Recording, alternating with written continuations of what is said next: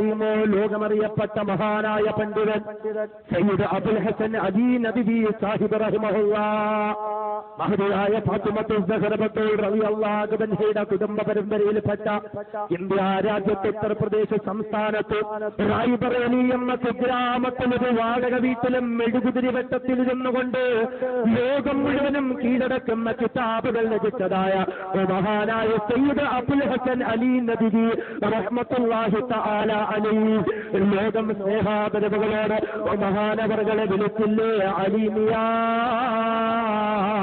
അങ്ങനെയുള്ള മഹാനായ അലിമിയാൻ സാഹിബിനെ അറിയുമോ? 2 പ്രാവശ്യം അതേ തിങ്ഫൈസലവാദിന് അർഹനായ മഹാനായ അലിമിയാൻ സാഹിബ് റഹിമഹുല്ലാഹ് മക്ക ആസ്ഥാനമായും നടത്തപ്പെട്ട ലോക പണ്ഡിത സമ്മേളനത്തിലെ അധ്യക്ഷ സ്ഥാനം അലങ്കരിക്കാൻ തൗഫീഖ് കിട്ടിയ മഹാനായ സയ്യിദ് അബുൽ ഹസൻ അലി നദ്വി സാഹിബ് റഹിമഹുല്ലാഹ് അതേ ഇന്ത്യയിലുള്ള സാധാരണ കുടുംബത്തിൽ ജനിച്ചു വീട്. ഇന്ത്യ രാജ്യത്തിരുന്ന അറബി സാഹിത്യത്തിന് കിതാബുകൾ എഴുതിയിട്ടുണ്ട്.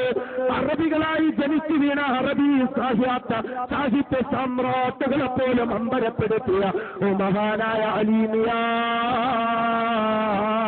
ജീവിതം അല്ലാഹുവിന് വേണ്ടി കൊടുത്ത മഹാൻ എന്ന് മാത്രമല്ല മരണവും ലോകത്തിന് മാതൃകയാക്കി കടന്നുപോയ മഹാനായ അലിമിയാൻ സാഹിബ് എങ്ങനെയാ മരണപ്പെട്ടതെന്നറിയുമോ? അതേ കൊതിക്കേണ്ടുന്ന മരണമാ, നാം ഓരോരുത്തരും കൊതിച്ചു പോകേണ്ടുന്ന മരണമാ. മഹാനായ അലിമിയാൻ സാഹിബ് അതേ 1999 ഡിസംബർ 31 പറയുന്ന ദിവസത്തിൽ പിറ്റേ ദിവസം ലോകമൊരു ആഘോഷത്തിന്റെ നിറവിലത ലോകത്തേക്ക് കടന്നു വരുന്ന വൈത്തൂക്കെ സാങ്കേതിക തകരാറുകളെ പറ്റിയുള്ള തർക്ക വിതർക്കങ്ങളെ കടന്നുകൂടുമ്പോൾ 1999 ഡിസംബർ 31 ഒരു വെള്ളിയാഴ്ച രാവിന്റെ ദിവസം വിശുദ്ധ റമളാൻ 23-ാം രാവിന്റെ ദിവസമുണ്ടല്ലോ, മഹാനായ അലിമിയാൻ സാഹിബത റായ്ബറേലിയിലുള്ള ഒരു പള്ളിയിലിരുന്ന് ഖുർആൻ ഓതുകയാ. അങ്ങനെ വിശുദ്ധ ഖുർആൻ ഓതിക്കൊണ്ടിരുന്നപ്പോൾ സൂറത്തുൽ യാസീൻ പാരായണം ചെയ്തുകൊണ്ട്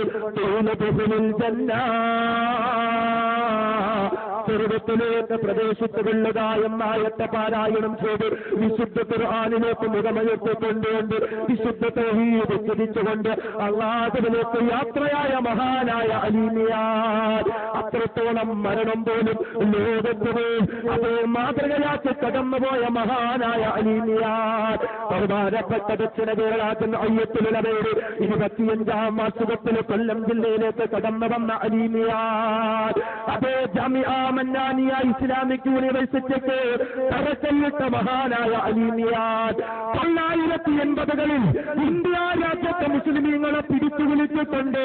അതിഭയങ്കരമായ ശരീഅത്ത് വിവാദം കൊടുമ്പിരി കൊള്ളുമ്പോൾ രാജ്യത്തിന്റെ നാനാഭാഗങ്ങളിലേക്കും യാത്ര ചെയ്തുകൊണ്ട് ശരീഅത്തിന്റെ മഹത്തമായ മൂല്യങ്ങള് ഈ രാജ്യത്തിന് പകർന്നു കൊടുത്ത അലിമിയാൻ മഹാനായ ശംസുൽ പോലെയുള്ള പണ്ഡിത മഹത്വങ്ങൾ സ്വീകരിച്ച് ആനയിച്ചുകൊണ്ട് അഹ്ലുസുന്നയുടെ പടനായകനെന്ന് പേരിട്ട് വിളിക്കപ്പെട്ട അലിമിയാൻ അങ്ങനെയുള്ള മഹാനായ അലിമിയാനുണ്ടല്ലോ.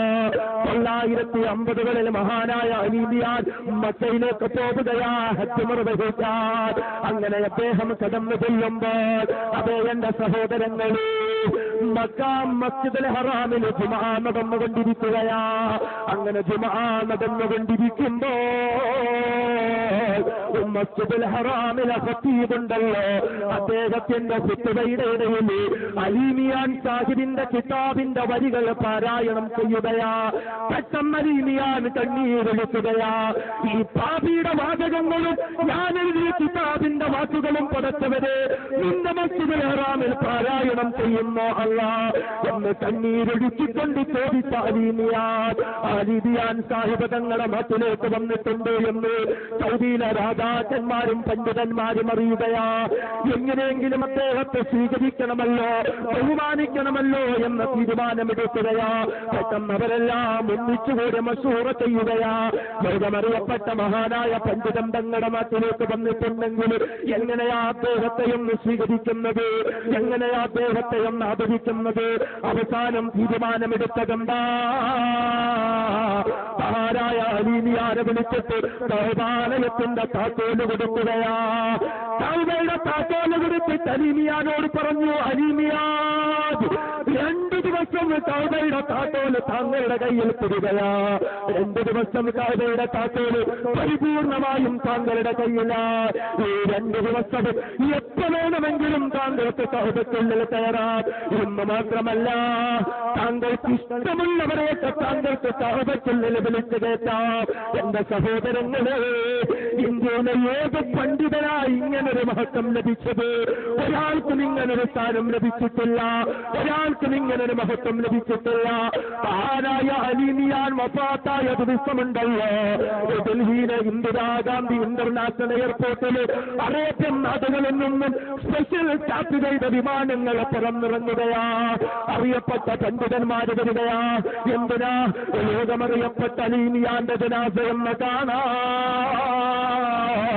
ലക്ഷങ്ങൾ പങ്കെടുക്കുന്ന നിസ്സാരത്തിലൊന്ന് പങ്കെടുത്താൽ മഹാരാജ അലീമിയാൻ സാഹിബിന് വേണ്ടി അദ്ദേഹം മസ്ജിദുൽ ഹറാമില് പ്രത്യേകമായി ഇമാമത്ത് നിന്നുകൊണ്ട് അദ്ദേഹത്തിന് വേണ്ടി അവിടെ ജനാസ നിസ്കാരം നിർവഹിക്കപ്പെട്ടെങ്കിലോ ഒന്ന് ചിന്തിച്ചു നോക്കണേ. അങ്ങനെയുള്ള അലീമിയാൻ സാഹിബ് അദ്ദേഹത്തിന്റെ ഉമ്മയെപ്പറ്റി ഒരു കിതാബ് എഴുതിയിട്ടുണ്ട്.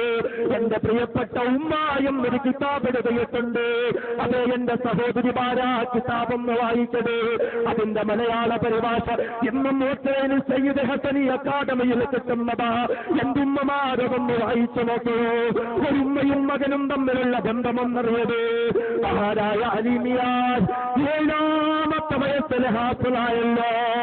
7ാമത്തെ വയസ്സിൽ വിശുദ്ധ ഖുർആൻ മുഴുവനും മനഃപ്പാഠമാക്കുകയാ. ആരുടെ ചരിത്രമാ സഹോദരങ്ങളെ പറയുന്നത്?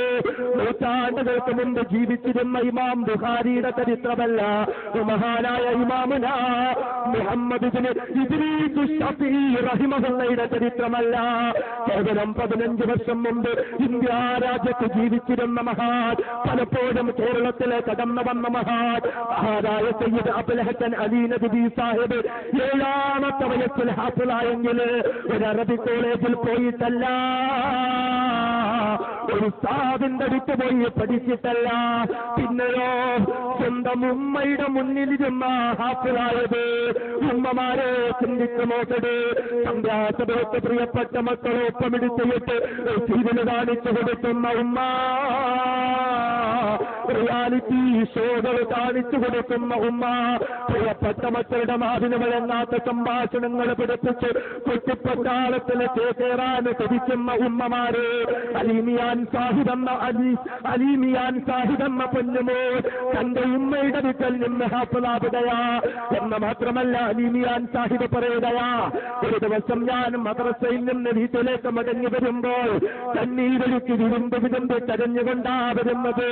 അപ്പോൾ എന്റെ ഉമ്മ ചോദിച്ചു, മോനെ അലിയേ, കരയുന്നതെന്തിനാ മോനെ അലിയേ? ഞാൻ ഉമ്മയോട് പറഞ്ഞു, ഉമ്മ എന്റെ ഉസ്താദ് എന്നെ അടിച്ചു ഉമ്മ, എന്റെ ഉസ്താദ് എന്നെ അടിച്ചു ഉമ്മ, അതുകൊണ്ടാ ഞാൻ കരയുന്നത്. എന്തിനാ മോനെ ഉസ്താദ് എന്നെ അടിച്ചത്? ഒരു കാര്യവുമില്ല ഉമ്മ, ഞാനൊരു തെറ്റും ചെയ്തിട്ടില്ല ഉമ്മ, അതുകൊണ്ടുമ്മ നിങ്ങളൊന്ന് തരുമോ? എന്തിനാ എന്നെ അടിച്ചതെന്ന് ഉസ്താദിനോടൊന്ന് ചോദിക്കുമോ? അലിയമ്മ കുഞ്ഞുമോൻ ഉമ്മയോട് പറയുമ്പോൾ ഉമ്മയുടെ മറുപടിയും പറയാതെ അകത്ത് പോയി പുറകരിക്കുകയാ. പുറത്തേക്ക് വന്ന് വീടിന്റെ മുറ്റത്ത് നിൽക്കുന്ന മരത്ത് നിന്നൊരു വടിയൊടിച്ചെടുക്കുകയാ. എന്നിട്ട് അതുകൊണ്ട് അലിയമ്മ കുഞ്ഞുമോനെ അടിക്കുകയാ. എതിരെ തല്ലാൻ തുടങ്ങുകയാ. വഴിയിലൂടെ അടിച്ചടിച്ച് തന്റെ മകനെ ഓടിക്കുകയാ. ഓടിച്ചോടിച്ച് ഉസ്താദിന്റെ മുന്നിലേക്ക് ചെന്ന് വീണപ്പോ ഉസ്താദ് ചോദിച്ച്, നിങ്ങളുടെ മകനെ നിങ്ങൾ അടിക്കുന്നതെന്തിനാ?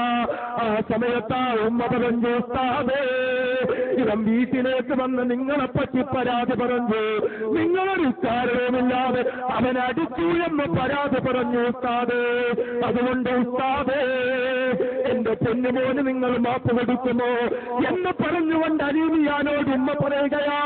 ചോദിക്കടാ, ഉസ്താദിനോട് മാപ്പ് ചോദിക്കടാ. ഉസ്താദിനെ പറ്റി വന്നെന്നോട് പരാതി പറഞ്ഞു, ഉസ്താദിനോട് മാപ്പ് ചോദിക്കടാ.